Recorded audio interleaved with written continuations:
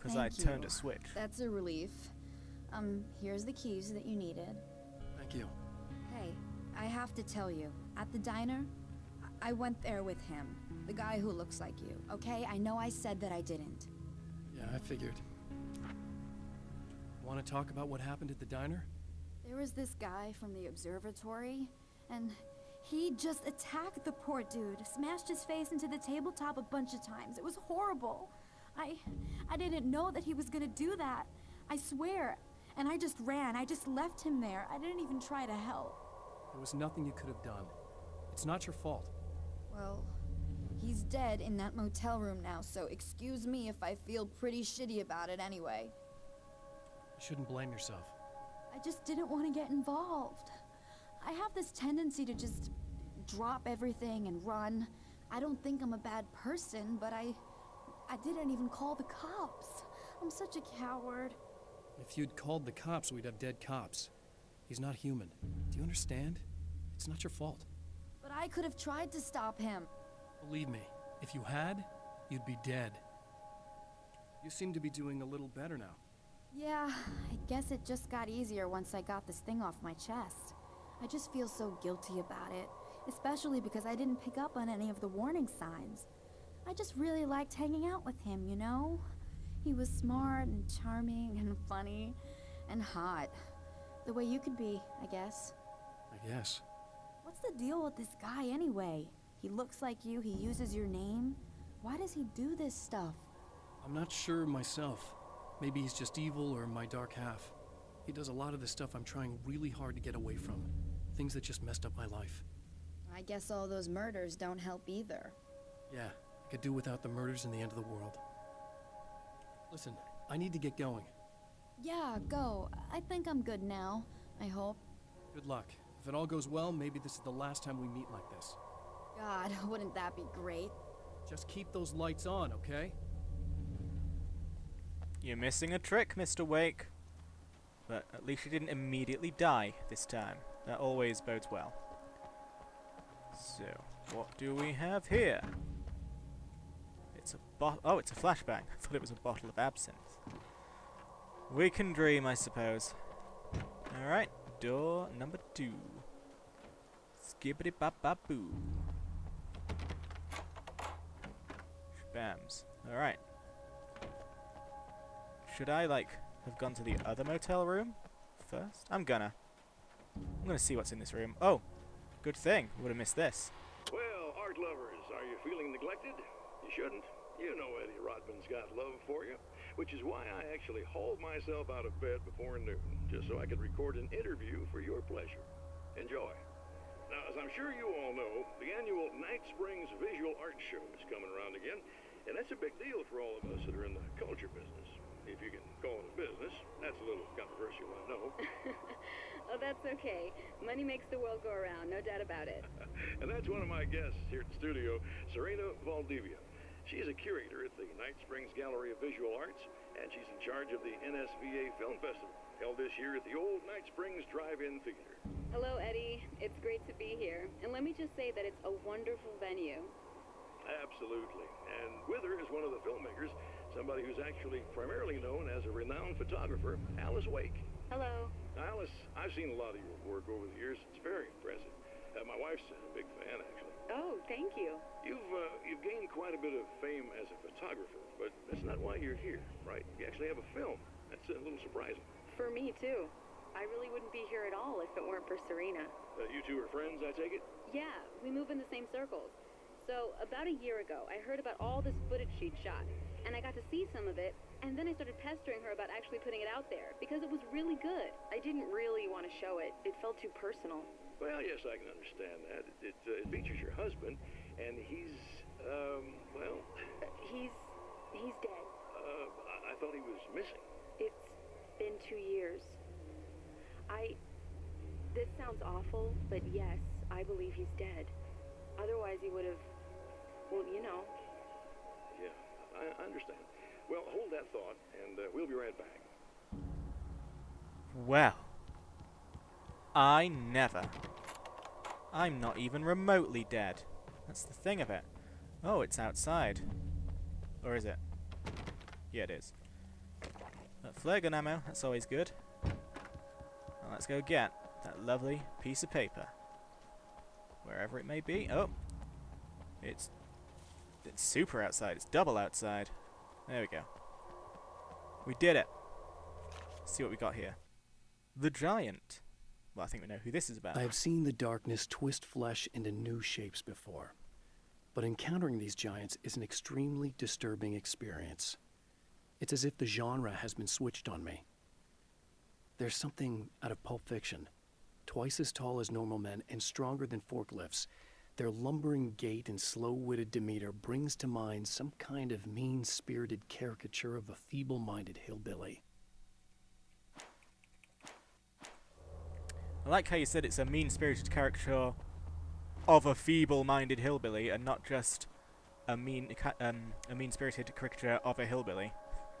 You know, you still threw a bit of your own prejudice in there, Mr. Wake, when you felt you could get away with it, you little shitbox. But now, let's go and caress this dead guy. Hello. I guess that's the first level done already. The fate of countless individuals hangs in the balance, threatened by the machinations of the Herald of Darkness. And yet, for a moment, the Champion of Light breathes a little easier. He has saved one life. For this moment, it is enough. And soon, perhaps, he can put an end to this.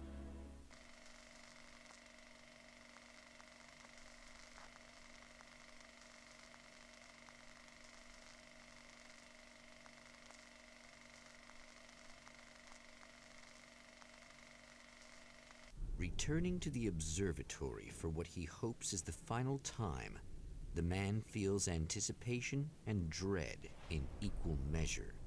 Soon, he knows, he will have what he needs. Ho ho ho. Whose car is this, though? I can never get over that. Come on, come on. Alright. Hello, I was expecting you. I've already taken care of the imaging array, but you should still look into securing the primary coolant flow. With some luck, you may be able to light the area before these things even show up. Something tells me that that is a wee bit optimistic.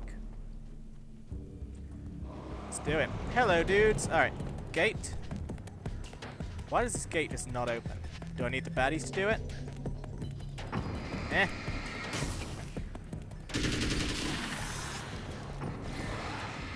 Baddies, baddies! Bam, bam, bam, bam, bam. There you go. Thank you, baddie. You've helped me more than you know. Charging baddie. Alright, you've really got to time that well, it would seem.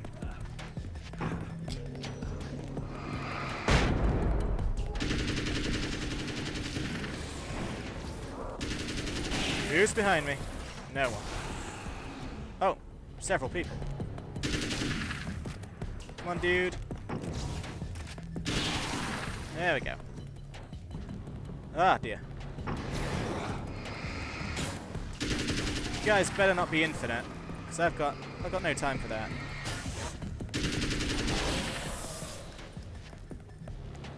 Da da da. Yeah, that door sound effect is very bad. So bad. It's so bad. There we go. What's this? Should Daisy. Very good. I believe we're ready to look into the sky. Right there, Doctor. Oh no, you won't. Come on, darkness, do your thing. Be all intimidating. Alright. Just gonna get myself out of here. See how I ran in slow motion for a bit? That was niftacular. Alright, is this gonna collapse or something? No. Slow-mo car. Ah, dude.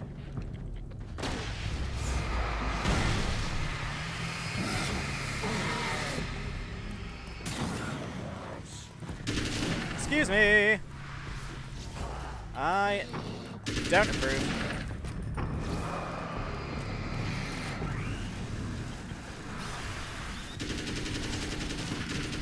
guys are a bunch of shits. Alan?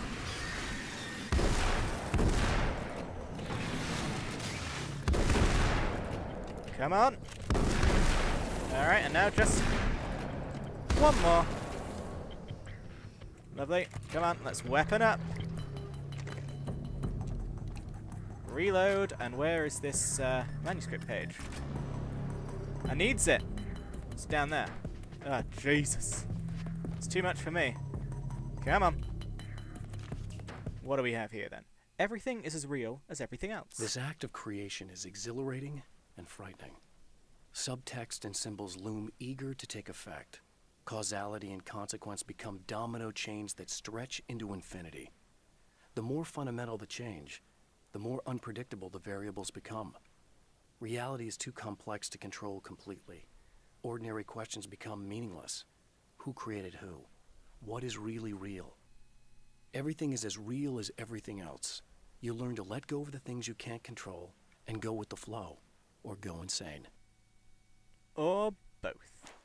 Now what's this? New Reality Fragment 2. The film noir poster reminded me of Alex Casey, the detective's cool exterior never cracking even with the gun pointed in his face.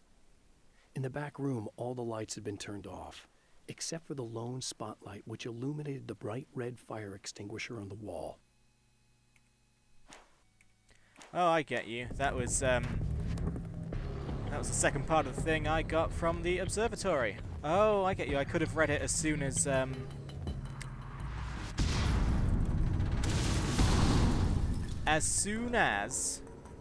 I get it off the lady. But I never knew that. Yeah, they're gonna burst. Sure, sure. Deny me that sweet, sweet health. Dude. Dude.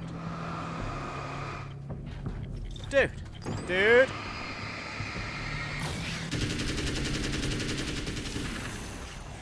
Must we go through this?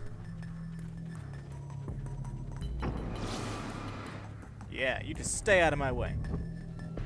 Stay out of that way. You know my way? Ah, dear. Alright.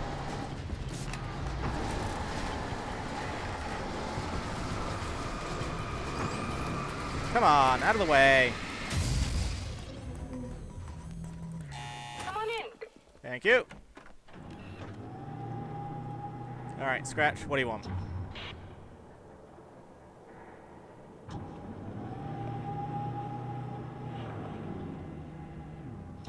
This is what you look like. Does that bother you? I bet it does. I'm not just wearing your face, you know. It goes a lot deeper than that. There's a lot of you and me. All the best parts. At first, I was just an idea. But they kept telling all those stories about you. You already had that rep. And then you disappeared mysteriously. And then the stories about bad, crazy Alan Wake came true. And here I am. That's the best part, isn't it? When that happens, you can always count on Cauldron Lake.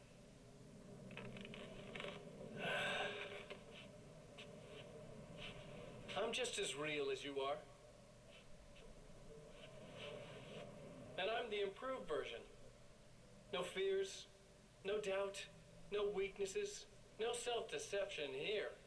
I don't let anything drag me down.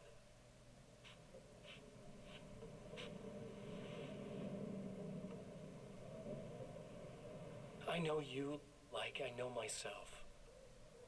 I know it bothers you that I'm like this, that I use your name, crawl my way into your life. But I only do it because I'm better at being you than you ever were.